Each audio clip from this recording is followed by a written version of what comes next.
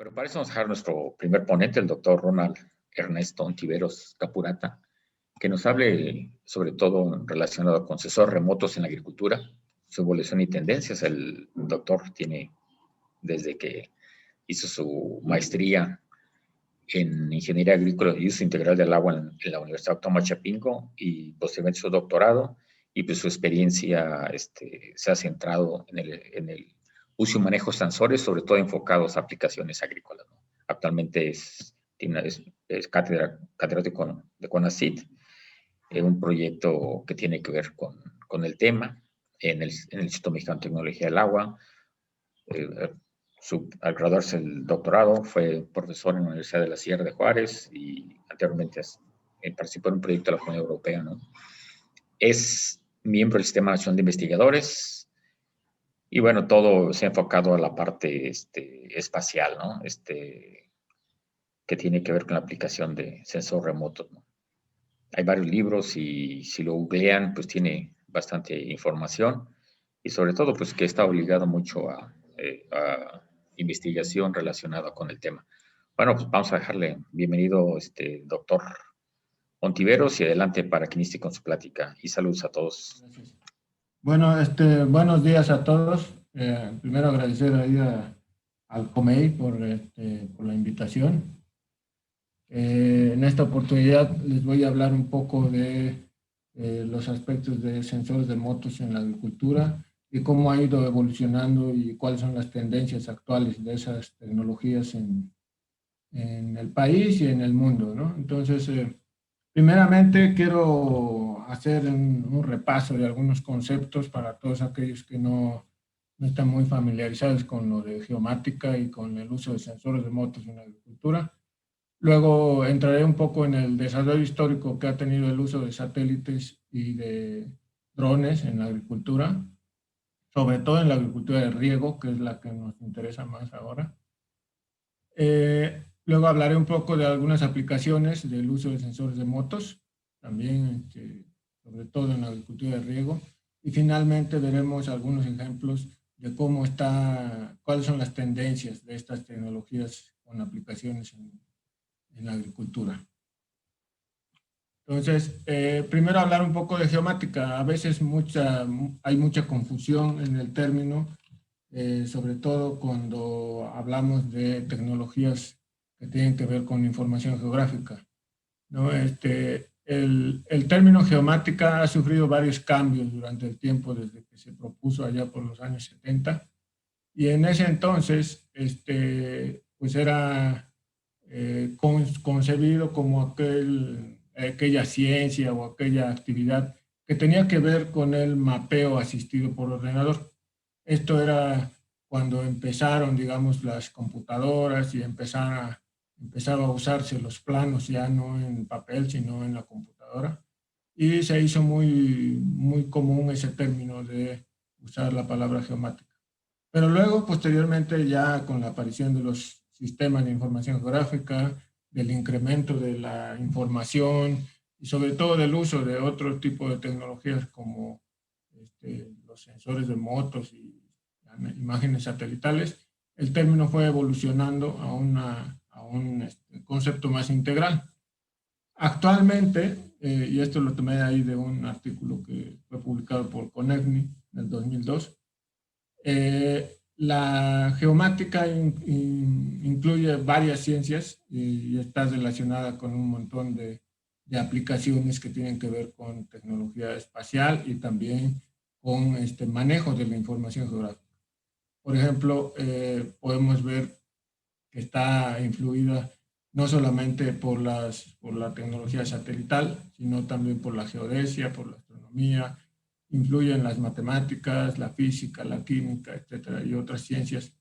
Y dentro de la geomática se puede conceptualizar todo lo que tiene que ver con sistemas de información geográfica, con sistemas de posicionamiento global, con sistemas de referencia geodésica y actualmente con lo que tiene que ver con fotogrametría, con cartografía y con sensores de motos, ¿no? Entonces, el término es mucho más integral de lo que se manejaba hace algunos años y es por eso que ahora en este seminario vamos a hablar varios conceptos de de geomática, no solamente del aspecto de SIC o sistemas de información geográfica. Bueno, otro concepto que sería bueno recordar para la aplicación de la geomática en la agricultura es la agricultura de precisión. Son términos que van de manera conjunta, ¿no? La agricultura tradicional, antes de la agricultura de precisión, pues consideraba los campos agrícolas como homogéneos, quiere decir que nosotros veíamos la parcela como una entidad que podía comportarse del mismo modo en todos los sentidos, suelo, clima, etcétera, rendimiento también, ¿no? Entonces, esa era digamos, la visión antes de la agricultura de precisión. Y no se consideraba la variabilidad espacial y temporal. Hoy por hoy, la agricultura de precisión tiene el objetivo de manejar la variabilidad espacial y temporal de variables determinantes para la producción agrícola. Y el principio fundamental de una agricultura de precisión es aplicar la cantidad adecuada de insumos y recursos en el momento adecuado y en el lugar exacto. En otras palabras, es hacer más eficiente el uso de recursos. Y en este caso lo que nos concierne en este seminario es el uso del agua, ¿no? Para esto, la agricultura de precisión ha echado mano de varias herramientas y de varias tecnologías. Por ejemplo, están las tecnologías de la información, la electrónica, la robótica, los drones, hace por lo menos una década que ya están con aplicaciones en la agricultura, los sensores de motos de todo tipo y los sistemas de posicionamiento global o GPS o GNS, ¿no? ¿Cuáles son las ventajas de una agricultura de precisión? Pues menor costo de producción, mayor beneficio económico, mayor sostenibilidad, mayor incremento de la producción y menor impacto ambiental. Dadas las condiciones ahorita de carencia de alimentos, de aumento de la población, cambio climático, etcétera, debe de ser una opción que sin lugar a dudas tenemos que adoptarla, ¿no? ¿Qué incluye la agricultura de precisión? Comprende o incluye 3 pasos fundamentales, ¿no? Primero, la recolección de datos. La recolección de datos puede hacerse a partir de sensores de motos, que es lo que vamos a tratar ahora en esta plática. Los sensores de motos pueden estar montados en satélites, en drones, o incluso ser portátiles y llevarlos a campo, ¿no? Con esos sensores lo que vamos a obtener es información, por ejemplo, de clorofila, nitrógeno, daño por plagas, biomasa, área foliar, altura de planta, crecimiento de la planta y finalmente también podemos obtener ciertos variables como rendimiento, ¿no? Después de la recolección de datos, esos datos se integran en modelos y se aplican a modelos como el DCS-SAT o el ACAP-Corp, o hay otros, ¿no? Como el CERES también, que son modelos que te permiten hacer predicciones y pronósticos de qué es lo que va a pasar con tu rendimiento, con tu producción. Y finalmente, cuando ya tenemos los resultados de los modelos, pues podemos hacer la aplicación o digamos, la dosificación de fertilizantes, de plaguicidas, o incluso saber en qué momento cosechar o en qué momento sembrar. Entonces, esa es, digamos, el ciclo que sigue la agricultura de precisión, y nos vamos a enfocar ahora en las aplicaciones que tienen que ver con los sensores de motos que son utilizados para la recolección de datos. Cuando hablamos de sensores de motos, sin duda hay que recordar que el principio de percepción remota de sensores de motos tiene que ver con un principio óptico o físico que se relaciona con una fuente de energía, en este caso se ve aquí, que puede ser el sol, pero también puede ser otras fuentes, que va a incidir sobre la superficie terrestre, sobre todos los objetos de la superficie terrestre, y después de interactuar con esa superficie, la energía va a ser reflejada hacia el espacio, y esa energía es la que va a ser captada por los sensores, ya sean que estén montados en satélites, en drones o incluso ser portátiles. Después esa información podrá ser enviada a una estación de recepción y procesada para que podamos utilizarla. Ese es el principio básico de los sensores de motos. Y como tal, los sensores de motos, ya una vez que se tiene información sobre la superficie terrestre, tiene 4 características que son fundamentales y que van a ver cómo esas características han ido mejorando, digamos, con el tiempo, haciendo de la información mucho más precisa y mucho más oportuna. La primera característica es la resolución radiométrica, que tiene que ver con el número de bits, y no es otra cosa que el número de tonos de gris que puede representar una imagen.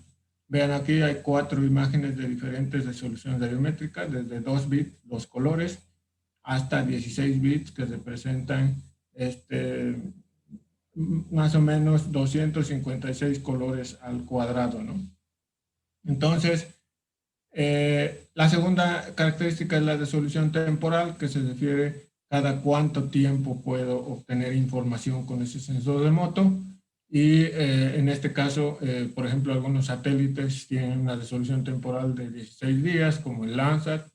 Hay otras, como los drones, que su resolución temporal es programable, que quiere decir que lo puedo volar el dato que yo necesite. O otras que tienen resolución diaria, etc. Vamos a ver algunos ejemplos más adelante. Luego, la tercera característica es la resolución espacial, que tiene que ver con el tamaño de píxel que se puede representar en una imagen.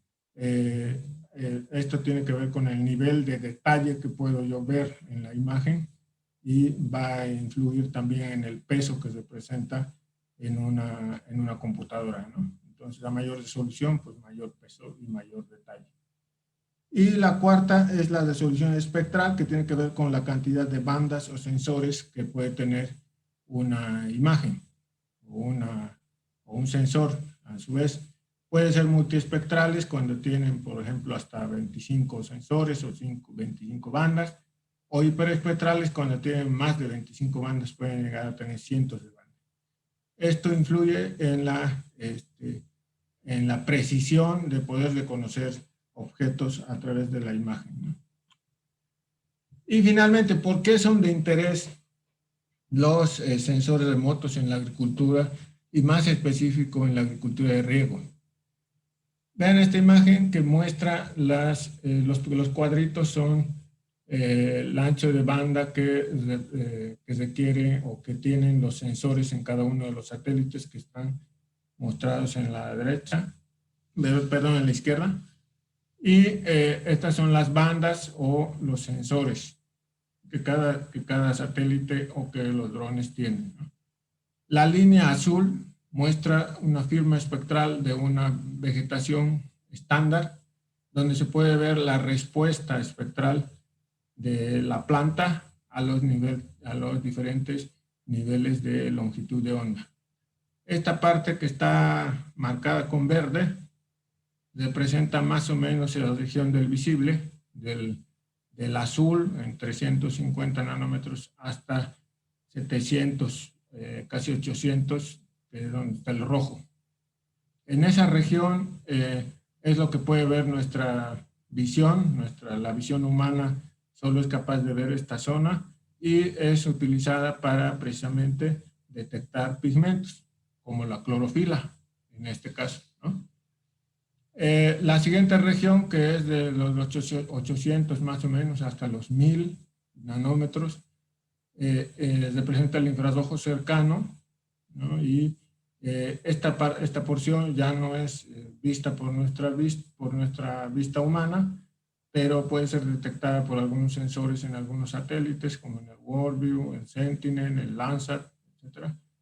Y esta es la zona donde tiene mayor respuesta a la vegetación, por eso es de mucho interés para los que trabajamos con aplicaciones en agricultura.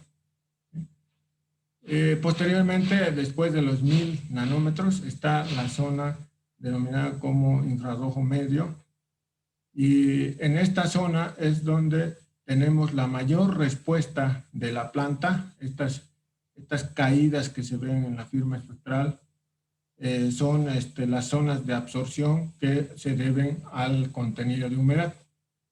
Y por lo tanto, estas zonas son útiles para poder detectar cuál es el contenido de humedad en la planta y a través de eso inferir en qué situación de estrés hídrico o de necesidad o de requerimiento de agua está la planta. Por lo tanto, esta parte es de interés en la agricultura de riego para lo que vamos a ver hoy.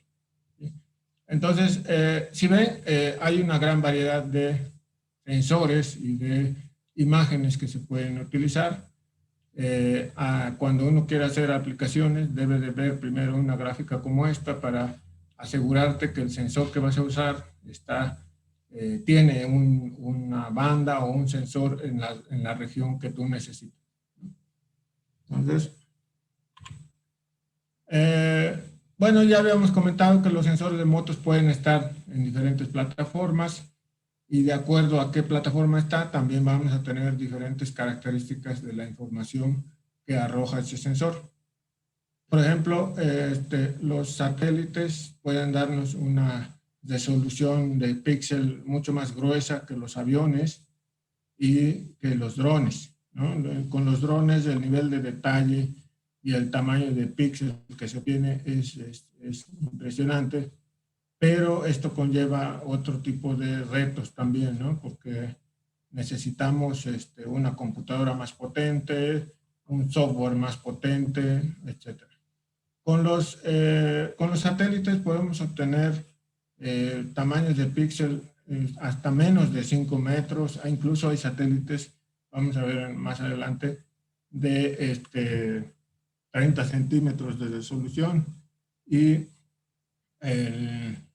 con los aviones podemos reducir esto hasta 30 centímetros o menos y con los drones menos de 5 centímetros. O sea, imagínense, podemos tener píxeles de menos de 1 centímetro incluso y el nivel de detalle también incrementa mucho.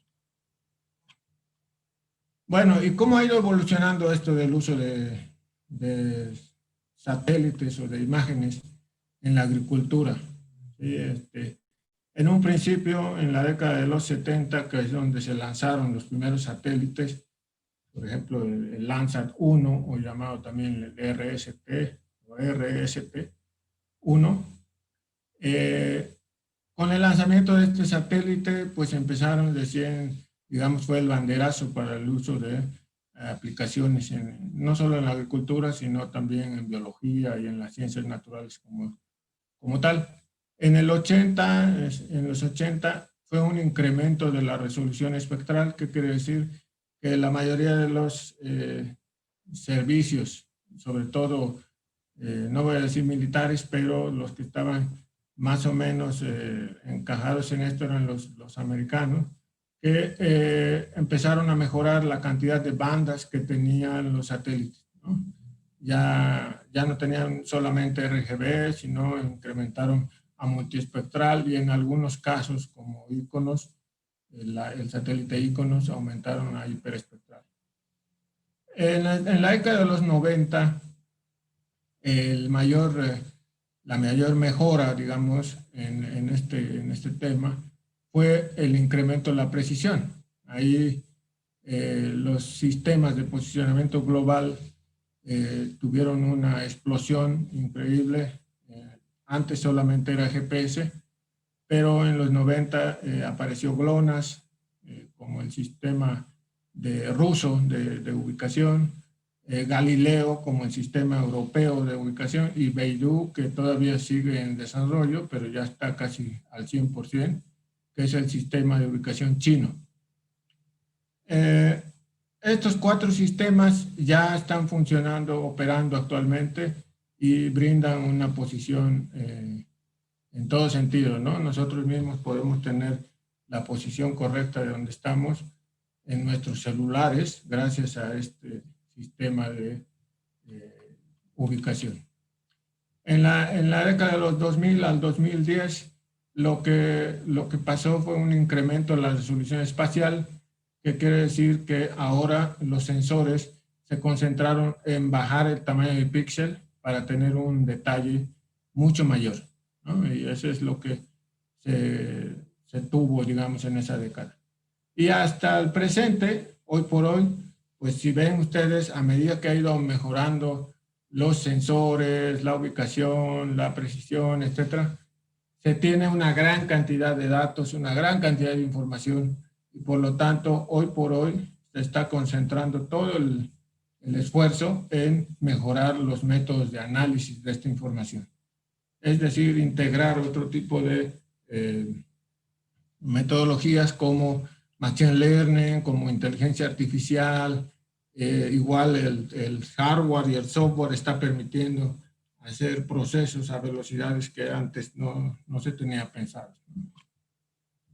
Bueno, esta es una gráfica que me gustaría mostrarles porque muestra los satélites de última generación que son usados para obtener información de la Tierra, ¿no? Todos estos satélites fueron lanzados después del 2005, ¿no? Y el tamaño respecto a un humano, pues ustedes pueden ver que ha ido reduciéndose hasta ser prácticamente satélites que caben en una palma de mano. Ahí tenemos los Planet Lab, están otros como los Black Sky, Terravela, Black Bayer, el Pleiades y el Digital Globe, que hoy por hoy, digamos, es el satélite de mayor resolución espacial y espectral que puede ser usado en aplicaciones de agricultura. También es importante mencionar que no solo es la reducción del tamaño lo que ha habido en los últimos años. Ha habido un incremento de la resolución espacial de los satélites y aparecieron los que se llaman CubeSats. Los CubeSats son, digamos, un enjambre de satélites. Ya no vamos a decir como constelaciones porque, digamos, son tantos los satélites que parece un enjambre que está dando vueltas a la Tierra en varias posiciones y brinda información de diferente tipo, ¿no? A la derecha pueden ver los satélites comerciales comunes, que más de uno de nosotros quizás ha tenido interacción con estas imágenes, como Landsat, como Spot, que son gratuitas, como MODIS, que son gratuitas, y otras de diferente resolución, ¿no? Por ejemplo, Iconos, QuickView y WorldView 3, que son satélites de alta resolución. Sin embargo, tienen su par, digamos, en los llamados CubeSats, que son los satélites de última generación. Vean que todos son recientes, desde el 2012 para acá, y brindan información de diferente tipo. Hoy por hoy, estos todavía están comerciales, ¿no? Hay que comprarlos con una empresa. Sin embargo, brindan información hasta de 3 metros de resolución, a una resolución diaria. Vamos a ver más adelante un ejemplo. Y finalmente, para terminar con las tendencias del uso de satélites, esta gráfica me gustaría mostrarla porque muestra hacia dónde está tendiendo el uso de satélites en el mundo, ¿no?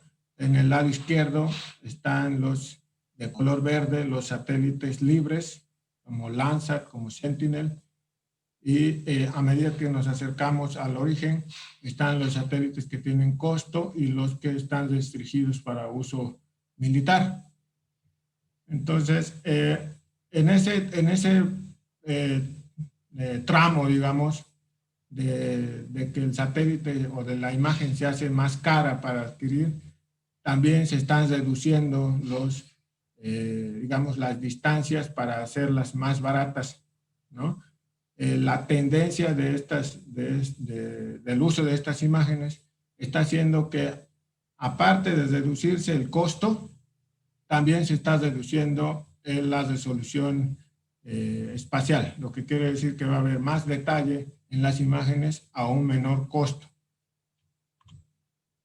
Bueno, ¿cómo se usaron los satélites en la agricultura?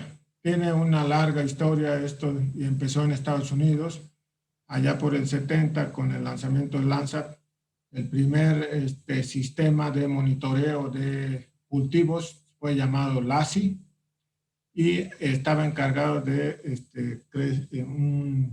monitorear los cultivos en Estados Unidos y estimar el rendimiento a partir de imágenes, ¿no? Luego, bueno, LASI estaba formado con una colaboración tripartita entre la NASA, la NOAA y el USDA.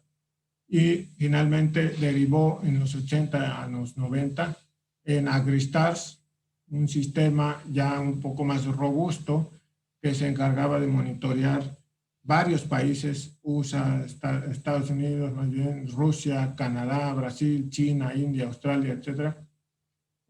Monitoreaba los cultivos de maíz, soya, trigo, algodón, con imágenes Landsat y del NOAA 6. ¿no? Y finalmente, este mismo sistema derivó en otro que se llama iPad, promocionado por el USDA, que se encarga del monitoreo global del rendimiento y la producción de granos y oleaginosas, y sobre todo algodón. Ese es el avance, digamos, que tuvo, o las aplicaciones que tuvieron los americanos en ese aspecto.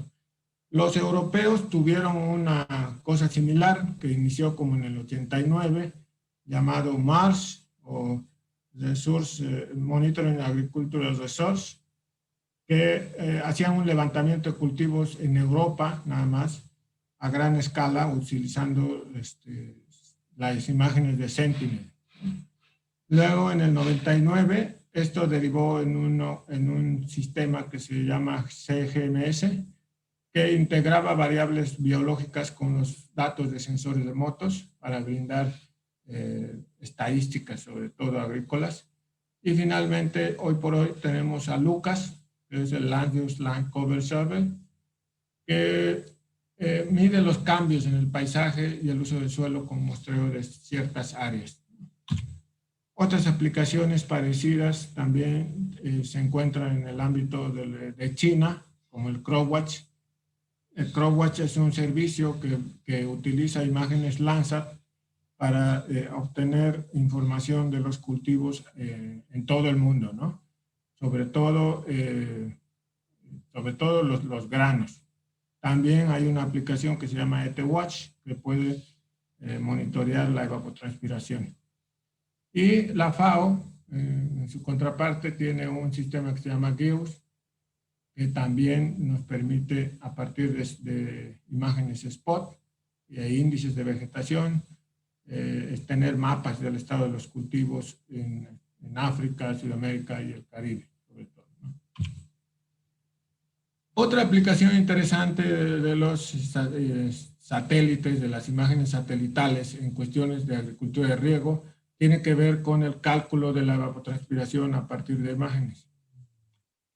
En este caso, vamos a ver que es posible calcular la evapotranspiración, y ahí había unas preguntas en el detalle de las preguntas en el registro, que preguntaban si se podía calcular la demanda. Y sí, ya desde hace varios años se ha utilizado esta metodología. Esta es una de las tantas, usa un balance de energía para calcular realmente la cantidad de energía que necesita un píxel para evaporar o evapotranspirar, ¿no? Entonces lo que hacemos es calcular los diferentes componentes de este balance a través de un proceso de análisis espacial. Y lo que se tiene es este resultado. Estos son los resultados de una tesis de maestría que hizo un estudiante en el IMTA. Y son imágenes Landsat de diferentes fechas a las que se le aplicó el modelo, y podemos obtener la variabilidad espacial o la variación espacial de la evapotranspiración del cultivo de maíz o de otros cultivos a lo largo de un periodo de tiempo, ¿no? Y con esto podríamos compararlo con, digamos, con datos medidos de ciertas estaciones, o compararlo con los métodos tradicionales de estimación como Pema-Monti o Hargreaves o otros métodos, ¿no? Y poder calibrar. Lo importante de esto es que podemos ver la variabilidad que se tiene dentro de las parcelas, ¿no? Otra aplicación interesante de los satélites en agricultura es la obtención de datos de precipitación diaria a partir de satélites de la NASA y NOAA. Este es un producto que se llama CHIRPS, desarrollado por el Servicio Geológico de Estados Unidos a través de su servicio EROS, y que presenta a través de estimaciones con datos reales de estaciones meteorológicas y mezclado con información de satélites, podemos obtener un grid o un raster de precipitación diaria. Esto, vean la importancia de este tipo de productos o de servicios cuando estamos queriendo hacer una planificación a nivel país, por ejemplo, ¿no? O monitorear un área extensa de cultivos que tiene que ver con la precipitación. Actualmente la resolución es de 0.5 grados, la máxima, que aproximadamente son 50 kilómetros por píxel. Es muy grande todavía para lo que si se espera una aplicación local, por ejemplo, pero la tendencia de esto es que vaya mejorando y se vaya reduciendo esta resolución, ¿no? Otra aplicación interesante es el SMAP, un satélite de la NASA que fue lanzado más o menos en el 2010, si no me equivoco. Tiene una resolución espacial de 3, 9 y 36 kilómetros. Es un poco grande para escalas locales, pero la resolución temporal es diaria y se va acumulando cada 3 días, lo que significa que podemos obtener datos de humedad de suelo, que es una de las variables más difíciles de medir, humedad de suelo cada 3 días, ¿no? Por validaciones que han hecho con datos de campo, se tiene muy buenas correlaciones con los datos de campo, como podemos ver aquí en la gráfica de la derecha, y podemos obtener mapas diarios de contenido de humedad de suelo a nivel global. Otras aplicaciones que están surgiendo en hoy por hoy con las imágenes satelitales son los servicios de imágenes ya más especializados. Por ejemplo, Landviewer es un servicio de imágenes que no solamente ofrece imágenes originales y corregidas de varios satélites como Iconos, Quick, Rapid Eye, sino también permite hacer búsqueda inteligente de imágenes y de índices de vegetación que ya están calculados ahí en la plataforma, como SABI, EBI, ARBI, etcétera, incluyendo el NDVI. Lo interesante, no digamos esto, ustedes dirán, pues eso lo puedo conseguir gratis, ¿no?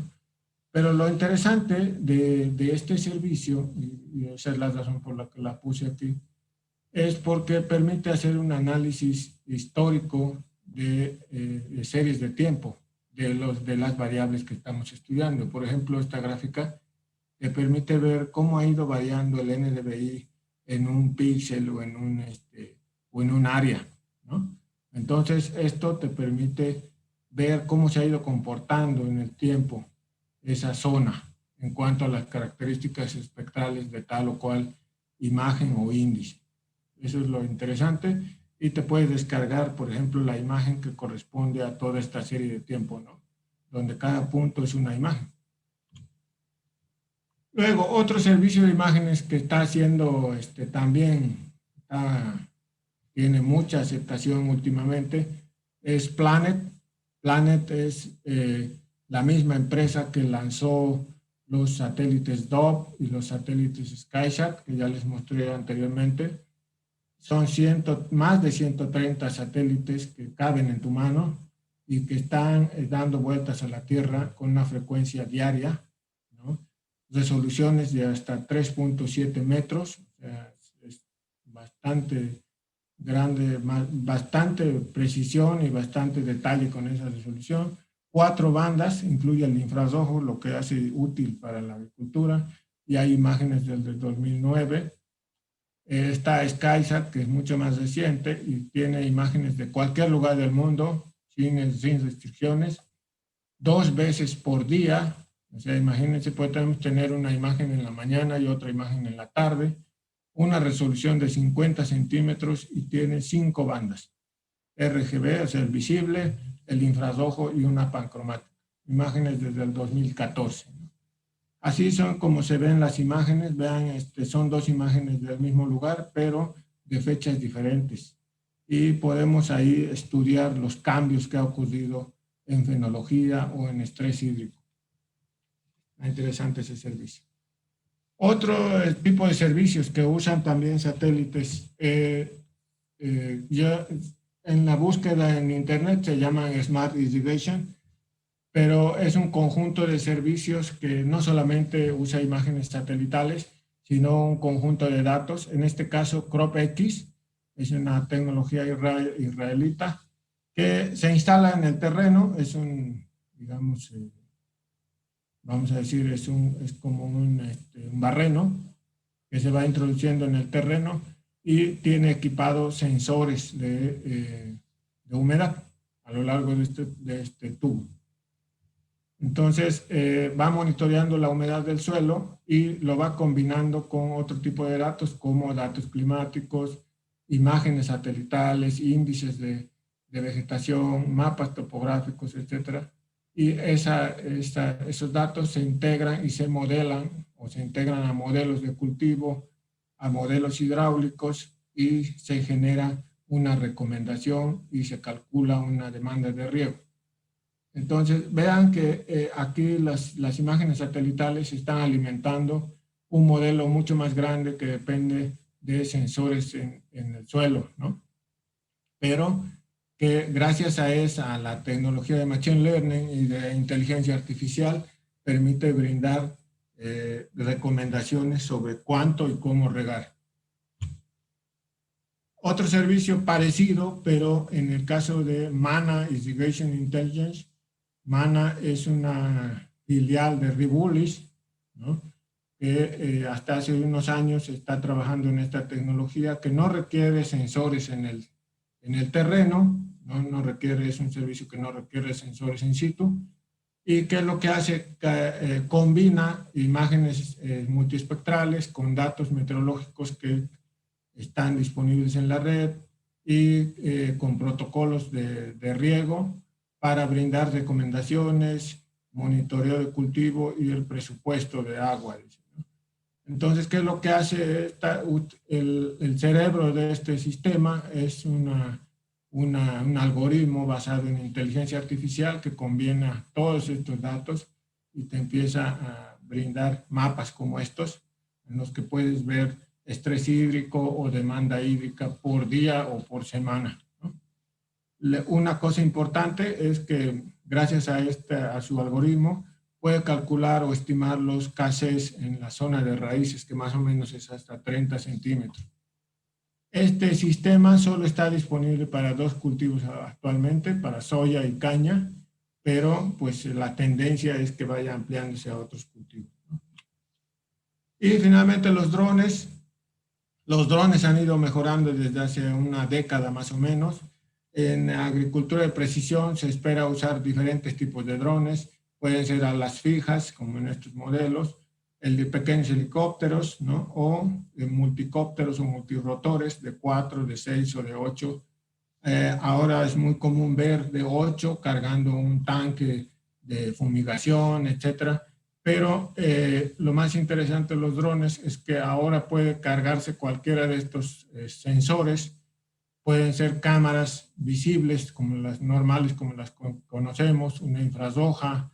Pueden ser cámaras multiespectrales que tienen varias bandas, entre ellas infrarrojas o infrarrojos medios, hiperespectrales, que hasta hace unos años no existían, pero ahora ya presentan hasta 200 o 400 bandas cada una de estas, y hasta LIDAR, ¿no? A lo mejor ya son ustedes familiarizados con la tecnología LIDAR, que significa que es utilizada para obtener topografía de alta resolución. Ya están disponibles para los drones. Y en el caso de los drones, esto ha sufrido una evolución, digamos, como cualquiera de las tecnologías. Hubo una explosión hace algunos años.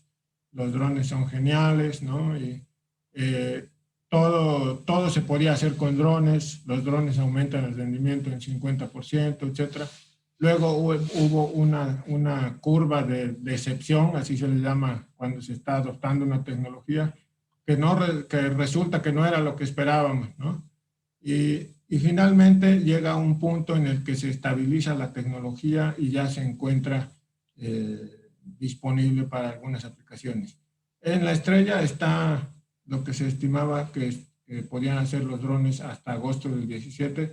Yo creo que todavía estamos en esa curva de ascenso, todavía no llegamos a la estabilización para poder decir existen aplicaciones bien definidas para los drones.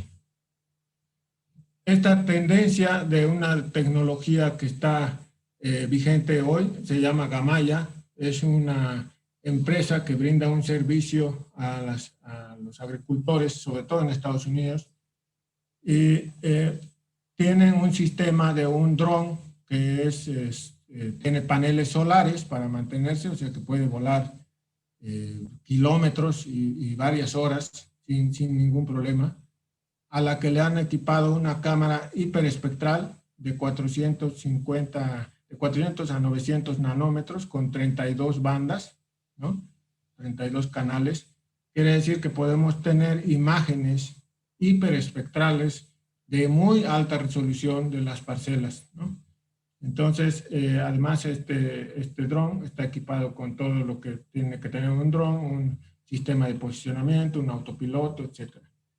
Esa información de imágenes espectrales y datos históricos del clima se combina con datos satelitales, con navegación por satélite y con satélites como el Sentinel, por ejemplo, que es brindado por la ESA, para ingresarlo a modelos de inteligencia artificial que te pueden brindar fenología y fisiología de la planta, ¿no? Con eso se generan mapas detallados de variables agrícolas como de nutrición, plagas, malezas y sobre todo estrés hídrico. Y finalmente, con esos mapas podemos brindar recomendaciones sobre el manejo óptimo de recursos, fertilizantes, plaguicidas y riego, ¿no?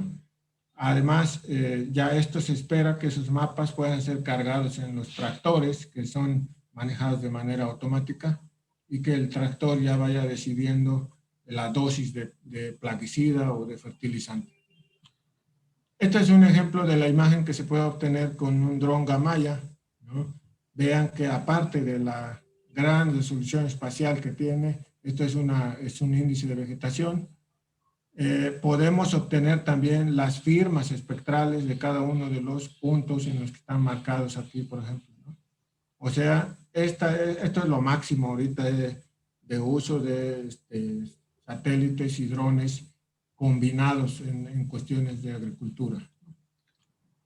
Doctor, Vean ya podemos, ya un poquito más rápido ya para cerrar, ¿sí? Esta es la última. Ok. Este es la cantidad de empresas que hay actualmente en cuestiones de drones.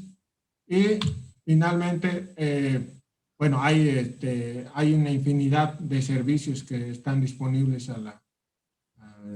para todas las aplicaciones de agricultura.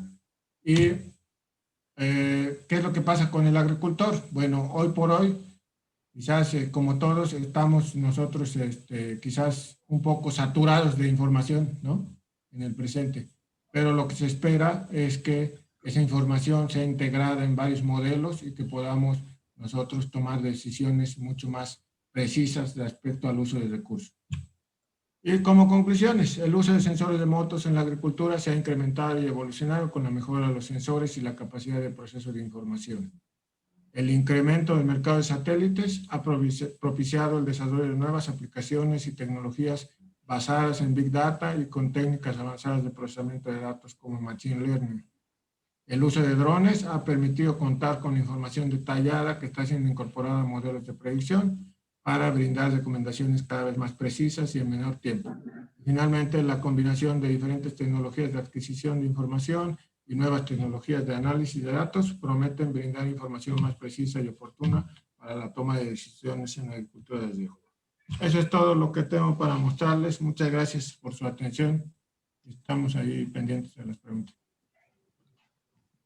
Bueno, ok, pues muchas gracias, doctor Ontiveros. Como ven, pues todo un experto en el tema.